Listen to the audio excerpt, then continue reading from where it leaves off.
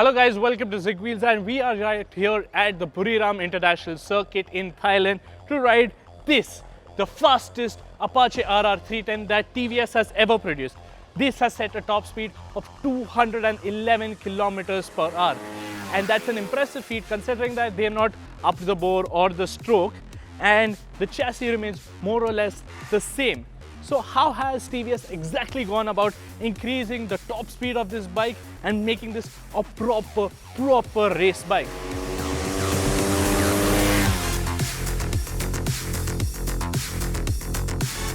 Well, for starters, as you can see over here, they've stripped off the road bike whatever unnecessary things that you find on the road bike, like the headlight or even that fairing, for instance, which is not useful for racing. They've stripped it off and they've gotten a carbon fiber fairing. Now it's so light that I can basically lift it with my pinky finger. Yeah, so that contributes to a majority of the weight loss that you find on this particular motorcycle. The chassis remains the same, and the engine inside, like I said, the bore stroke also remains the same. Even they have not changed the clutch settings from the road bike. What they have done over here is change the pistons, the valve train and everything to reduce friction so that it revs out quite a lot more. In fact, the rev ceiling is higher than the road bike, around 12,000 RPM or just slightly more.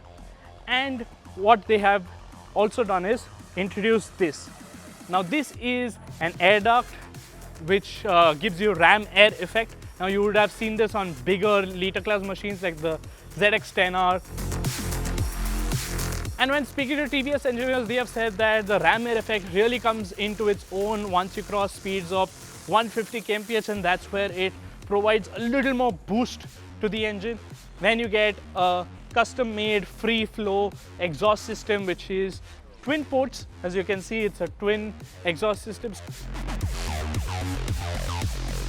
What it allows TVS to do is it helps them keep the exhaust speed velocity as high as possible so as to extract maximum performance from this engine.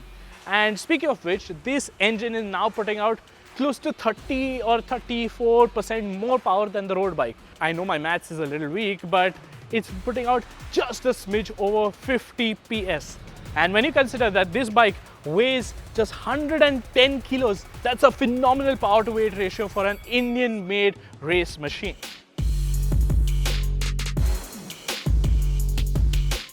Now, in order to put down all of that power safely and firmly so that the riders feel confident pushing the bike to its limits lap in, lap out, they have obviously upgraded the hardware. So for starters, suspension provided by Ohlins. These are custom made ones specifically developed with TVS, fully adjustable USD fork at the front, a monoshock with a piggyback reservoir at the rear. Next up, you get these Dunlop semi-slick tires. Now these are made specifically for racing purposes, not for road use. Rotors. Now these are larger 320mm petalled rotors.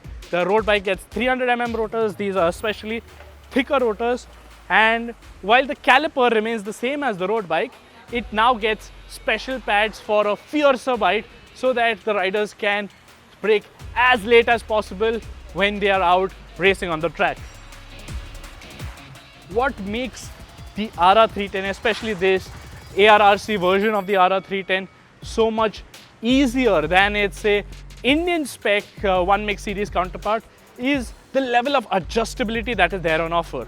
So if you can see the foot pegs, there are 9 holes. The rider can choose and find out his perfect setting so that he can find comfortable to sit on the bike. Same goes with the clip-on bars. He can adjust how much span he wants, if he wants to lower them or raise them. These triple clamps are custom made. Even the fuel tank. Now that's a smaller 6-liter fuel tank with a custom fuel tank cover, which has been specifically designed with rider inputs.